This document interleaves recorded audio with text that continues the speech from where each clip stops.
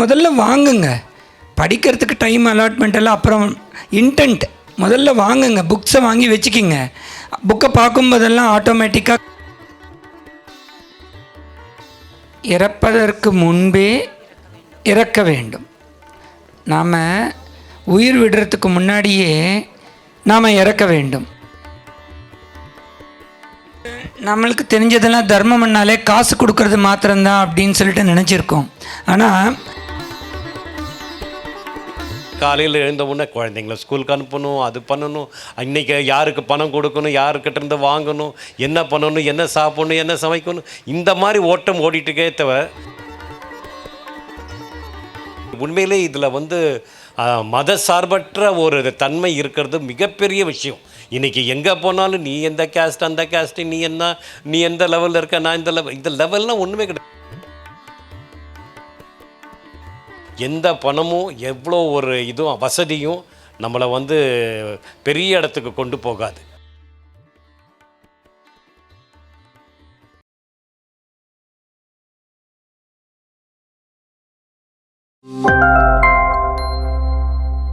நாம் 2 புத்தகங்களை வெளியிட போகிறோம். அதற்கு நான் ஜெயக்குமார் சார் அவர்களையும் Manoj Krishna sir costing director அவர்களையும் மேடைக்கு அழைக்கிறேன். ஜெயக்குமார் சாரை பற்றி நமக்கு எல்லாருக்குமே தெரியும். அவர் எவ்வளோ அற்புதமாக அவருடைய லைஃப்பை, ஃபிசிக்கல் லைஃப்பையும் ஸ்பிரிச்சுவல் லைஃப்பையும் பேலன்ஸ் பண்ணுறாரு. நாம் எல்லாருமே கூட அவரை இன்ஸ்பிரேஷனாக எடுத்துகிட்டு பேலன்ஸ் பண்ண கற்றுக்கணும் நாம்.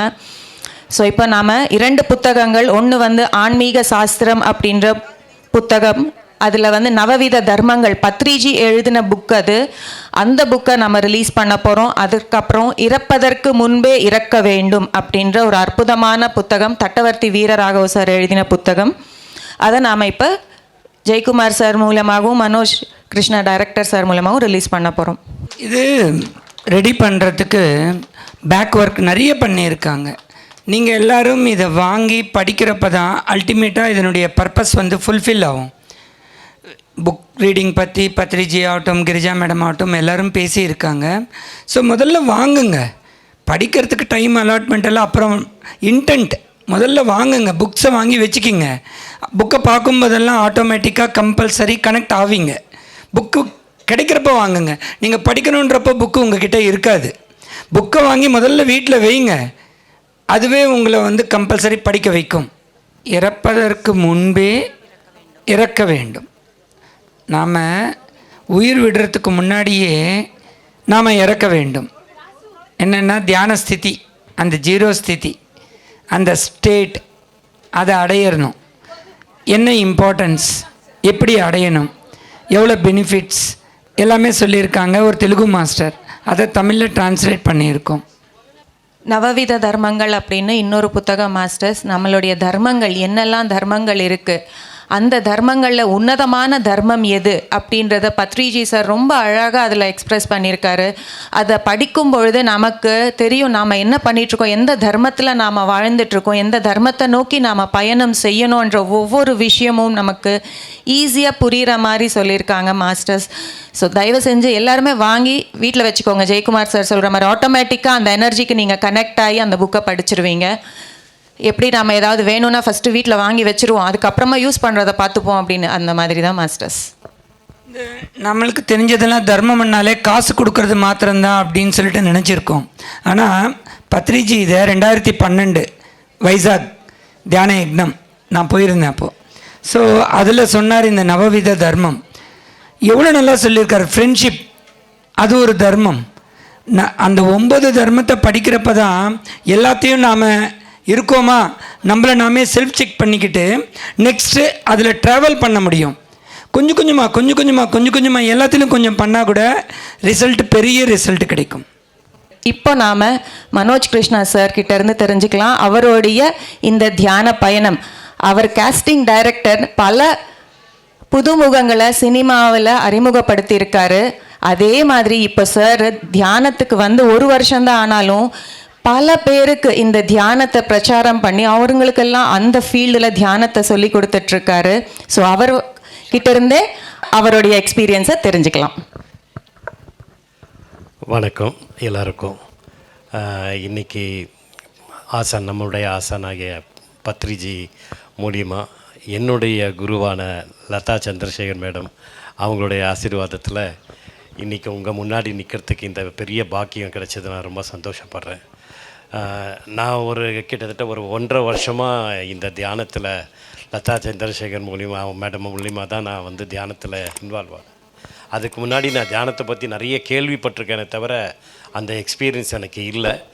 பட்டு இத்தனைக்கும் அவங்க என் வீட்டு ஒரு 50 அடி டிஸ்டன்ஸில் தான் இருக்காங்க. பட் எனக்கே தெரியல.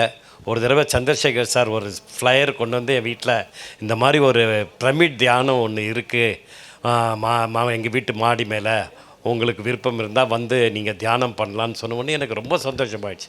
சரி, உடனே போயிட்டு அடுத்த நாளே நான் போயிட்டு அவங்கக்கிட்ட அந்த தியானத்தை பற்றி ஒரு 2 ஹவர்ஸ் அவங்க எக்ஸ்பிளைன் பண்ணாங்க. அன்னையிலேருந்து இன்றைக்கி வரைக்கும் நான் தொடர்ந்து தியானத்தை பண்ணிகிட்ருக்கேன். என்னால் முடிஞ்ச நிறைய பேர் இண்டஸ்ட்ரியில், ஈவன் தலைவாசல் விஜய் ஒரு தடவை அதை கேள்விப்பட்டு அவர் வந்து அவங்க வீட்டுக்கே வந்தார். வந்து அவரும் ஒரு 1.5 மணி நேரம் தியானம் பண்ணி ரொம்ப சந்தோஷம் அடைஞ்சார். ஸோ இந்த மாதிரி நிறைய விஷயங்கள், ஏன்னா தியானம்ன்றது எவ்வளோ ஒரு முக்கியம்ன்றது நம்ம எக்ஸ்பீரியன்ஸ் பண்ணும்போது தான் நமக்கு தெரியும். ஏன்னா நம்ம எல்லாருமே அன்னன்னைக்கு லைஃப்பில் வந்து ஓடிக்கிட்டே இருக்கிறோம். இன்றைக்கி இருக்கிற லைஃப்பில் வந்து நமக்கு ஒரு 10 நிமிஷம் நமக்கு பீஸ் ஆஃப் மைண்ட் கிடைக்குதுன்றதுக்கு இல்லை. ஏன்னா காலையில் எழுந்த உடனே குழந்தைங்கள ஸ்கூலுக்கு அனுப்பணும், அது பண்ணணும், இன்றைக்கி யாருக்கு பணம் கொடுக்கணும், யாருக்கிட்டேருந்து வாங்கணும், என்ன பண்ணணும், என்ன சாப்பிடணும், என்ன சமைக்கணும், இந்த மாதிரி ஓட்டம் ஓடிட்டுக்கே தவிர நாம் என்ன பண்ண போகிறோம், நமக்குன்னு ஒரு ஃப்யூச்சர் என்ன இருக்குது, நம்ம குழந்தைங்களுக்கு நம்ம என்ன சொல்லித்தர போகிறோம் அப்படின்ற ஒரு புரிதல் வந்து வரணுன்னா நமக்கு தியானம் ரொம்ப ரொம்ப முக்கியம். ஏன்னா அந்த ஒரு தியானத்தில் கிடைக்கிற ஒரு அமைதியும் ஒரு பொறுமையும் வேறு எதுலேயுமே கிடைக்கிறதில்ல. நான் வந்து இந்த தியானத்துக்கு முன்னாடி வந்து நான் பார்த்தேன்னா ரொம்ப கொஞ்சம் ஷார்ட் டெம்பராக இருப்பேன், ரொம்ப கத்துவேன். பட் இந்த தியானம் பண்ண எனக்குள்ள ஒரு சின்ன ஒரு கண்ட்ரோல் வந்தது, எனக்குள்ள ஒரு நல்ல அமைதி வந்தது. எந்த ஒரு விஷயம் எடுத்தாலும் அமைதியாக இது கரெக்டாக தவறான்னு யோசித்து செய்கிற அளவுக்கு எனக்கு ஒரு பொறுமை இன்றைக்கி நான் மெயின்டைன் பண்ணிகிட்டு இருக்கேன். ஸோ அது வந்து எனக்கு தியானம் அவங்க கற்றுக் கொடுத்தது. அதே நேரத்தில் எந்த நேரம் எனக்கு இப்போல்லாம் பார்த்திங்கன்னா ஈவன் நான் 12 மணிக்கு தூங்குவேன், ஆனால் 3:30 மணிக்கு எனக்கு எப்படி முழிப்பு வந்துடும். அந்த நேரத்தில் உட்காந்து ஒரு 2 ஹவர்ஸ் தியானம் பண்ணிவிட்டு மறுபடியும் ரொம்ப டயர்டாக இருந்தால் கொஞ்சம் நேரம் தூங்கிட்டு மறுபடியும் நான் காலையில் வேலையில் போயிடுவேன். பட் இன்றைக்கி அந்த ஒரு ப்ராக்டிஸ் ஆகிடுச்சு எனக்கு.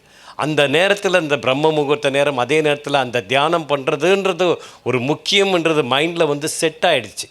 ஸோ எல்லாருமே வந்து அந்த ஒரு லெவலுக்கு நீங்கள் வந்து உங்களை நீங்கள் உருவாக்கிக்கிட்டிங்கன்னா, அதாவது மேடம் சொன்ன மாதிரி, கிரிஜா மேடம் சொன்ன மாதிரி, உண்மையிலே இதில் வந்து மத சார்பற்ற ஒரு தன்மை இருக்கிறது மிகப்பெரிய விஷயம். இன்றைக்கி எங்கே போனாலும் நீ எந்த கேஸ்ட், அந்த கேஸ்ட்டு, நீ எந்த லெவலில் இருக்க, நான் இந்த லெவல்லாம் ஒன்றுமே கிடையாதுங்க. நம்ம எல்லாருமே மனிதர்கள், நம்ம எல்லாருமே அன்புக்கு கட்டுப்பட்டவர்கள். அந்த அன்புக்கு உண்மையான அன்பு எங்கே கிடைக்குதுன்னா இந்த மாதிரி இடத்துல தான் கிடைக்கும். நமக்கு வேறு எங்கேயுமே கிடைக்காது. நீங்கள் அன்பை தேடி நீங்கள் போக வேண்டாம், அந்த அன்பு உங்களை தேடி வந்திருக்கு. ஸோ அந்த இடத்த நீங்கள் வந்து அபகரிக்கிறது, அதான் என்ன சொல்கிறது, அதை ஏற்றுக்கிறதுல தான் உங்கள் கையில் இருக்குது. ஸோ அதை ஏற்றுக்கிட்டிங்கன்னா கண்டிப்பாக உங்களுக்கு ஒரு நல்ல ஒரு லெவலை நீங்கள் ரீச் பண்ண முடியும். பணம் இதெல்லாமே வந்துங்க ஒரு டைம் தான், ஞாபகம் வச்சுக்கோங்க. அதை விட ஒரு மனசுக்கு அமைதின்றது எங்கே கிடைக்குது, சந்தோஷம் எங்கே கிடைக்குதுன்னா இந்த மாதிரி இடத்துல தான் கிடைக்கும். அதை நம்ம வந்து அக்செப்ட் பண்ணி நல்லபடியாக நம்ம வாழ்க்கை நமக்கு நிச்சயமாக நல்லாயிருக்கும். எந்த பணமும் எவ்வளோ ஒரு இதுவும் வசதியும் நம்மளை வந்து பெரிய இடத்துக்கு கொண்டு போகாது. ஆனால் இது நம்ம பெரிய இடத்துக்கு கொண்டு போகும்.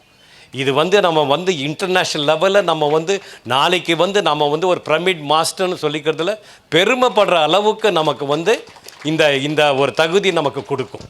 ஸோ அதெல்லாம் நீங்கள் புரிஞ்சுக்குவீங்க. இந்த தியானத்தில் இன்றைக்கி பெரிய விஷயம் நான் இங்கே இருக்கிறேன்றது எனக்கு இன்றைக்கி இந்த தியானம் அதுவும் கரெக்டாக ஒரு 1/2 hour முன்னாடி வந்துட்டேன். நான் 8:30 மணிக்கு முடிஞ்சிடும்னாங்க. நான் கிளம்பி வந்து இங்கே ரீச் ஆனது எனக்கு ரொம்ப சந்தோஷம். உங்கள் கூட எல்லாருமே சேர்ந்துக்கிட்டு இதை நான் அனுபவித்த உண்மையிலே ரொம்ப நல்லா இருந்தது. அந்த இசையும் அந்த தியானமும் எல்லாருமே. ஸோ இந்த வாய்ப்பு எனக்கு அளித்த அனைவருக்கும் நன்றி. முக்கியமாக லதா மேடம்க்கு தான் நான் ரொம்ப நன்றி சொல்லணும். ஏன்னா எனக்கு ஒரு மிகப்பெரிய அவங்க ஒரு டர்னிங் பாயிண்ட்டு. நான் என்னோடய வாழ்க்கையில் நிறைய விஷயங்கள் என்னை சொல்லி கொடுத்துருக்காங்க. ஸோ அதுக்கு நான் என்றைக்குமே அவங்களுக்கு நன்றி கடன் பட்டிருக்கேன். Thank you very much. Thank you sir. Sir ஒரு இம்பார்ட்டண்ட் பாயிண்ட்டை விட்டுட்டார். ஏன்னா அவர் வெஜிடேரியனாக கன்வெர்ட் ஆயிருக்காரு. ஸோ அந்த ஃபீல்டில் இருந்துட்டு அசைவ உணவு சாப்பிட்றவங்க நடுவில் இருந்து வாழ்ந்து இப்போ சைவ உணவாளராக மாறி இருக்காங்க. அதுவும் தியானத்துக்கு ஒரு வருஷத்துக்குள்ளே அப்படின்னா எவ்வளவு பெரிய விஷயம் மாஸ்டர்ஸ். அதுக்காகவே அவருக்கு ஹேட்ஸ் ஆஃப் சொல்லணும். ஏன்னா ஒருத்தர் சைவ உணவாளராக மாறினாங்க அப்படின்னா எவ்வளவு நன்மை இந்த பிரபஞ்சத்துக்கு. ஸோ அவர் மற்றவங்களுக்கு சொல்லுவார், எத்தனை லட்சமான மக்களுக்கு சொல்லுவார் அவர். So thank you sir, thank you so much. So thank you master.